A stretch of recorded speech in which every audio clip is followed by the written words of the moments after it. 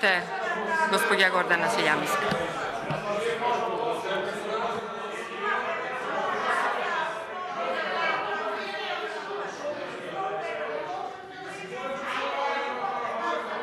Се молам, колеги, ви се молам, збор има претеничката Гордана Силјановска Давкова. Повелете.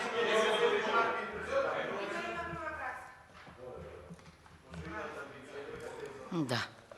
Значи, пред неколку месеци го читавме извештајот за напредокот за претходната година и една од забелешките беше да се стави крај на скратената постапка.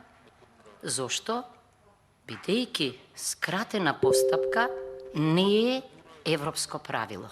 Напротив, во Европа законите се донесуваат во редовна постапка, во инклузивна процедура во која сите засегнати учествува јавноста, стручна, оние од невладиниот сектор, сите засегнати страни, ама ние си продолжуваме по старо. Тоа е прво. Второ, кога човек знае што е идејата на хармонизацијата, ќе види дека кога е во прашање овој закон, законот за Академија за судии и јавни обвинители, апсолутно нема ниту една причина за тоа. Еве зашто ќе објаснам. Значи,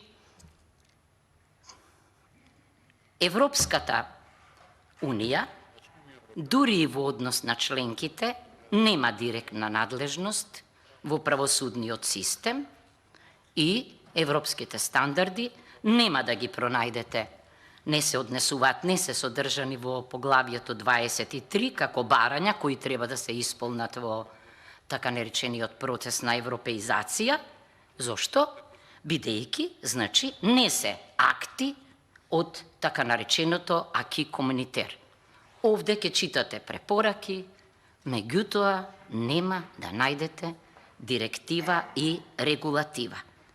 Значи, зборуваме за така наречено меко или софт право. Значи, да повторам, не постои единствено решение или европски модел на регрутирање на кадри за судии и јавни обвинители, кои државите членки модел кои треба да го препорачуваат, да го применуваат, туку постојат така наречени препораки на добри практики.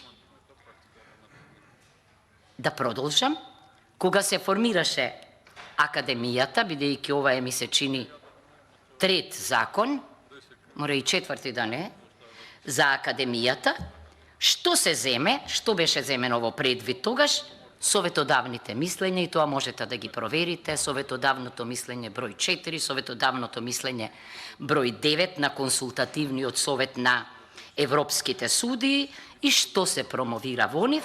Се промовира еден концепт на регрутирање на кандидати, едуцирање на кандидати за судии и јавни обвинители, како преку, значи, тренинг постојан во одредени форми и со почитување на професионалната етика. Затоа, значи, и во рамките на Академијата, во тренингот, акцентот се става на правото на ЕУ и на европското право, и во извештаите и тоа се нотира. Значи, да повторам, нема основ за скратена постапка. И затоа, дури и во повеќето анализи, материјали што ги најдов, стручни, да речеме анализа функционална на академиите за судии и јавни обвинители, или пак анализа сериозна на функционирањето на искуството досегашно, секаде се констатира следново. Дека во промоцијата на новиот закон, иначе се вели дека премногу често се менува законот, без сериозна дебата, дека во следното треба да се настапи прво со сериозна анализа на резултатите од досегашните измени, бидејќи има еден многу чуден феномен, секаде во академиите критериумите се заоструваат, кај нас обратно, или секаде се инсистира на повисоки критериуми, да речем и сертификати за јазик, такви, такви и такви, кај нас некој нов модел сеја, уште и усмено или писмено, и тоа не јавно. Па сега да размислиме зошто е тоа така. За да може на мала врата да влезат кандидати кои не треба да бидат таму. Тоа е она што сакам да го потенцирам. Понатаму, крајно невообичаено е правно еден закон според политичкиот амбиент ту да биде со европско знаме, ту да го снема европското знаме. Несериозно е тоа. Несериозно е. Впрочем, според агендата, овој закон требаше да оди на европски прашања, ама ние токму укажавме на непостоење на основ за европско знаме и укажавме дека со злоупотреба на европското знаме не може да се европеизирате во сфера која што е една од најважните карики, како што е Судската академија. Бидејќи не зависи само дали ќе имаме добро судство од финансиите, не зависи дали ќе имаме добро обвинителство само од организацијата, туку зависи од профилот на кадрите. Згора, кога ќе дискутираме понатаму, ќе кажам дека процентот на регрутираните од академијата јавни обвинители се уште и судии е смешен. И прашањето е тогаш каде, кога и како дискреционо влегувале луѓе и во судството и во јавното обвинителство. Затоа, значи, ве молам, немојте повторно да пишуваме негативни извештаи уште од сега. Напротив, треба да раскрстиме со следново.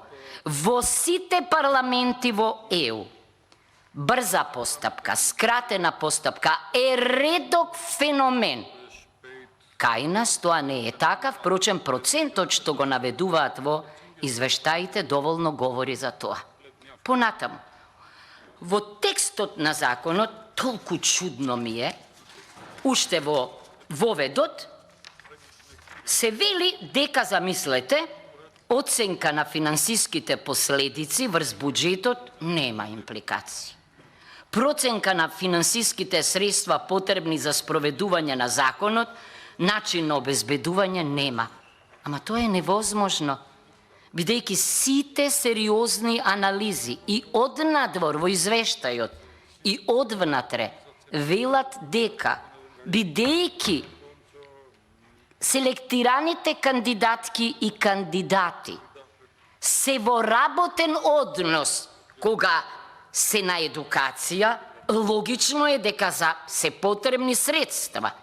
И еве јас пред мене сум донела од престижни институции анализи, каде што велат дека ниту функционирањето, ниту организацијата, ниту квалитетот може да се решат ако сериозно не се зголемат средствата од буџетот за оваа цел.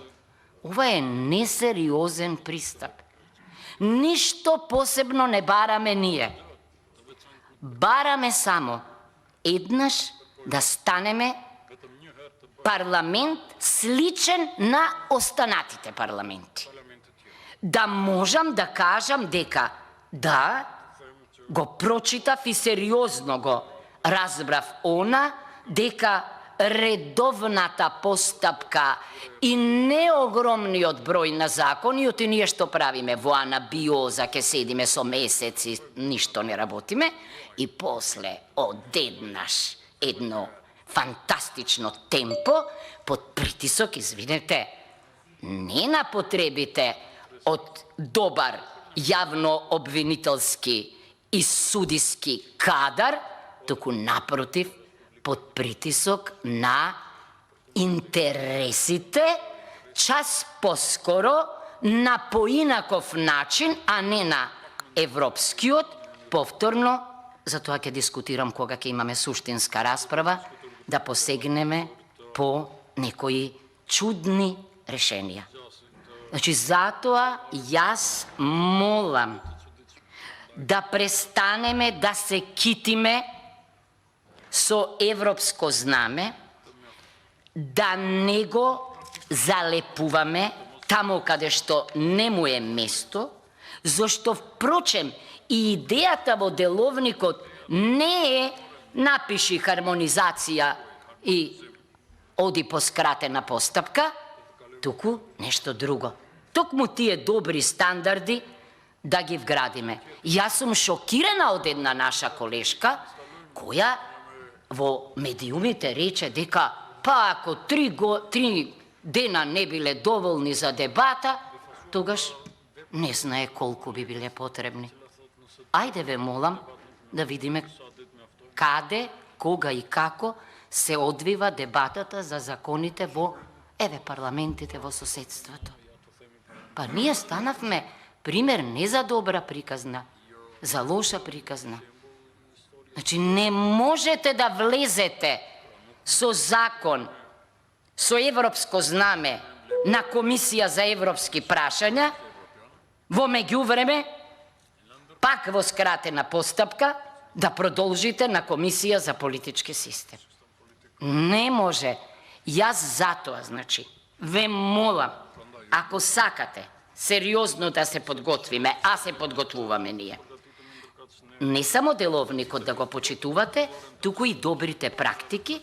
Згора, не знам дали сте виделе, нема да се повторувам, колегата го прочита членот 135, ама изјавата не е подпишана од министерот. Па кога ќе ја видите кореспондентната табела, све е празно.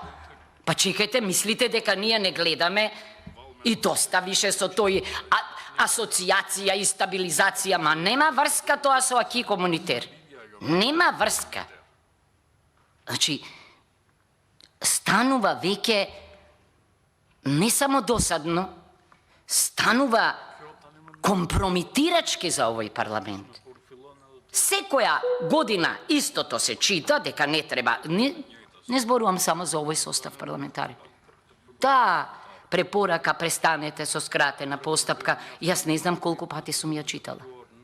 И јас, бидејќи сте правничка, има овде правници, не можам да не укажам на нешто непознато.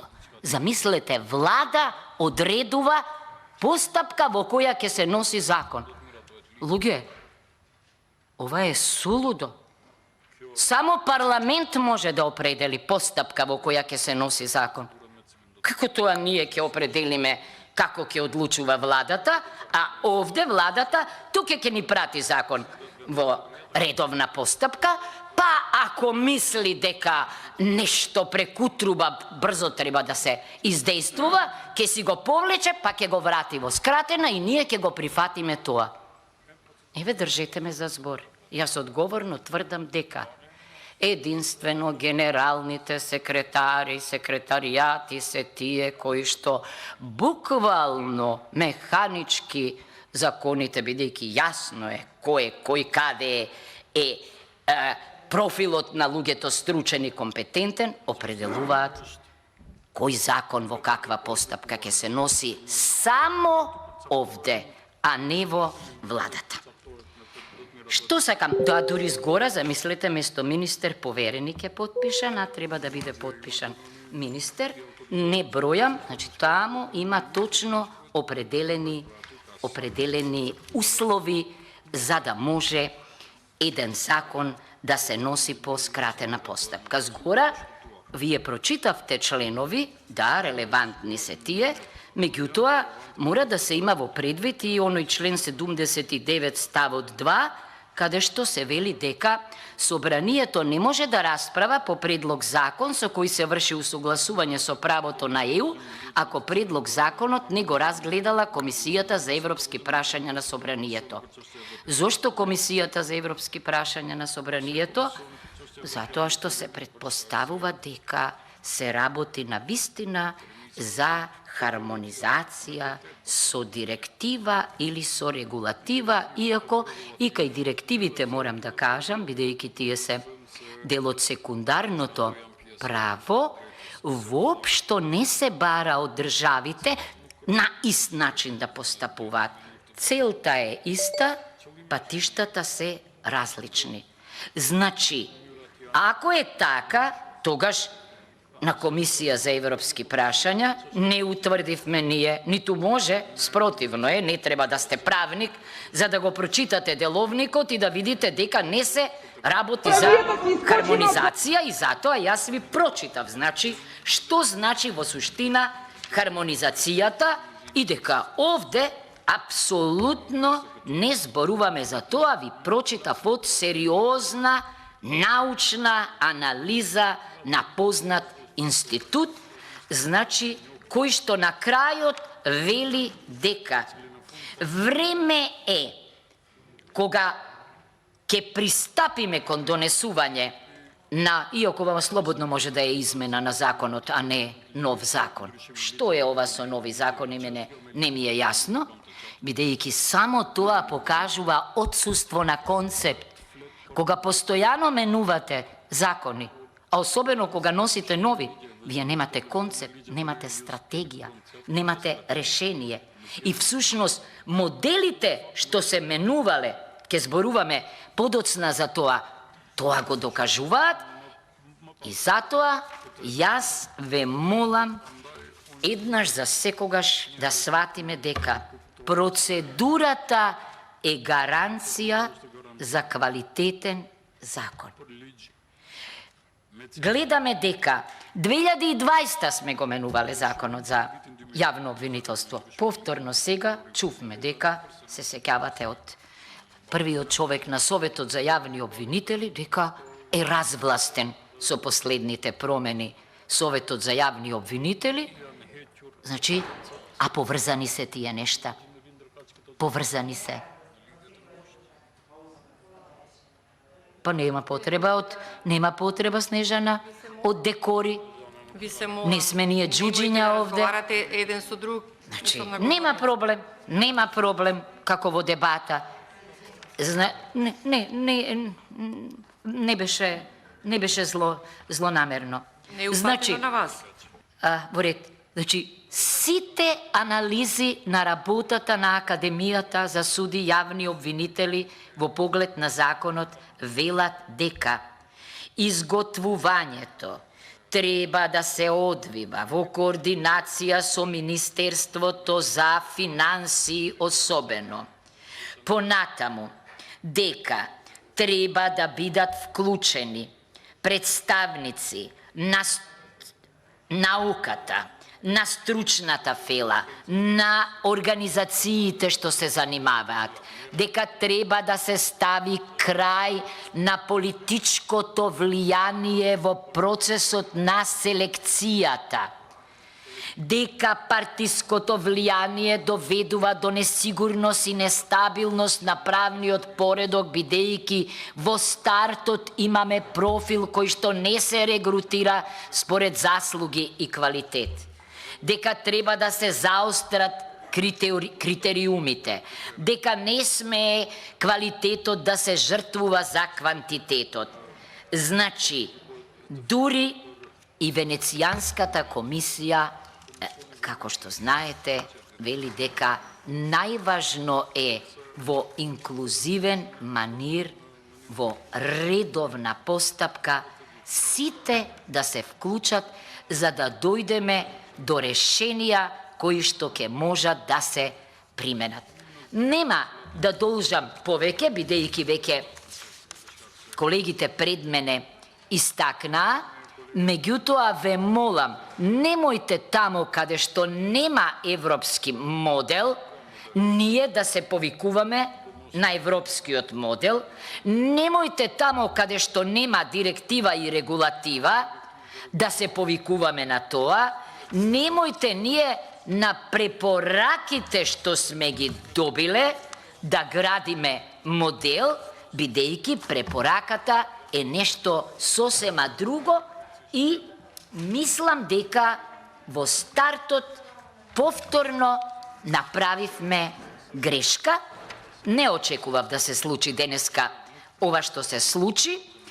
Навистина, мислев дека кога повикувавме на редовна постапка на политички систем комисија, јас барем, мислев на, значи, редовна постапка, а не скратена постапка, бидејќи, не знам, јас не сум Спиди Гонзалес, не мислам дека за 3 дена може 20 или 30 луѓе да дебатираат, а не само да креваат раце, и значи ве молам, дајте еднаш да го почитуваме деловникот и дајте еднаш навистина да се почувствуваме како законодавци одговорни, зашто сега знам зашто французите смислиле еден паметен институт кој што се вика испитување на уставноста на законот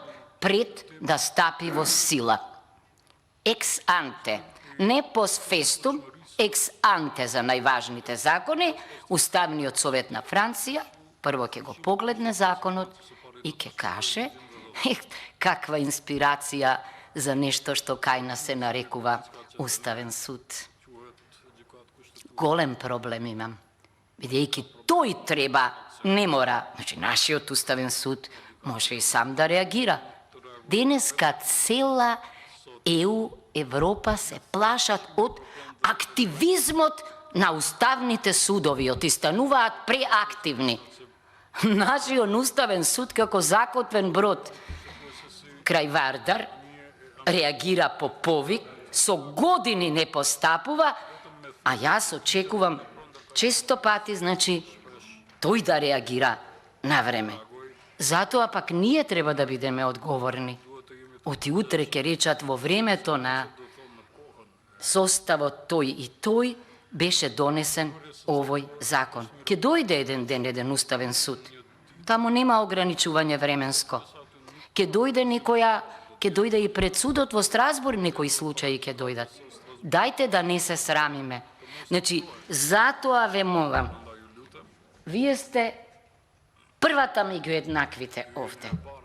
Значи, вие треба да се борите, многу пати сум ви рекла, за вашата надлежност. Оти има една одлука за надлежност на комисиите и тамо ќе ја видите надлежноста. Јас се израдував дека еве нешто тргна тамо каде што му е место, дојде во политички систем. Значи, не е овој закон за скратена постапка. И друго, многу грдо е, не е добро да велиме дека законот е веќе усогласен.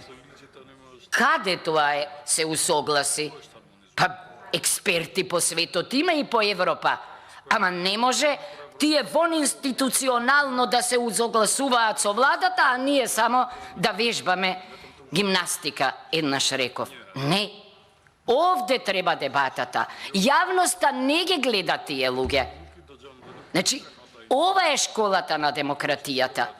И затоа јас секогаш велам, јавноста е. И директно треба да се пренесуваат овие седници, секогаш. А не во вечерните часови или не знам кога.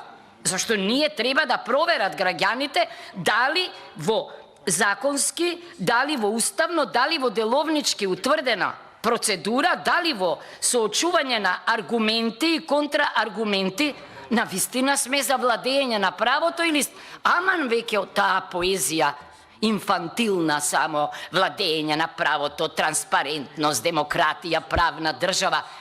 Кога постојано повторуваме нешто, само докажуваме дека го нема. Нема денеска за ова да зборуваме ние, ако одредбите од деловникот се почитуваат. Значи, ве молам, да ја браните процедурата, оти таа е предпоставка и за демократијата. Јас тоа овде не го препознавам. Ме прашува пред некој ден мој близок дали е точно и дали е возможно, Гордана, вие да сте реагирале од место. Да, викам, реагирам од место. Па тоа не можам да го замислам за вас. Па не можете. Не можете на научна расправа, не можете на стручна, не можете на наставнички совет. Ама кога ќе бидете доведени до зид, во името на владењето на правото, со кршење на правото, па вие станувате нетолерантни. И тоа е многу болно за мене. Ке се изразболеме, луѓе, овде. Значи, ве молам, уште сме на почетокот. Уште имаме време да се вратиме на процедурата, почитувајќи ја. Дајте да не го злоупотребуваме деловникот. Немојте да се служиме со византиски игри, бидејќи се работи за многу важен закон и за решенија кои јас сакам да ги дискутирам. Например, еве, веднаш ќе кажам едно што ми боди. Доста веќе, ако кај нас министерот за правда непотребно според реформите од 2006 година судски стана член на Советот, а ние тогаш велевме, јас, да, во многу држави е член екс официо, ама не се осудува труке системот тамо. Немојте кај нас. Самото негово седење, па дури и не појавување во судот, го активира чипот на тие другите да делуваат како што мислат дека тој мисли дека треба да се прави. Истото решение овде. Што бара министер за правда да именува член во управниот одбор? Ајде ве молам, па тоа е опасност од партизација и политизација. Ако велиме дека е ова независна, самостојна институција, тамо треба да седат не оние кои што ги именувал, па сега пазете од администрацијата, не знам, квалификации, ова, она. Не, тој ќе биде мостот меѓу власта и меѓу академијата. Не треба мостови меѓу власт и академија. Треба тие органи тамо, самостојно и независно, стручно и компетентно водени од професијата, да одлучуваат. Но се извинувам, ова веќе суштинска расправа, намерно сакав да кажам дека не е точно дека ние сакаме да оневозможиме донесување на закон. Нема страница што ја не сум ја забележала, се подготвуваме. Меѓутоа, ваквиот начин нема да го поддржам никогаш. Благодарам.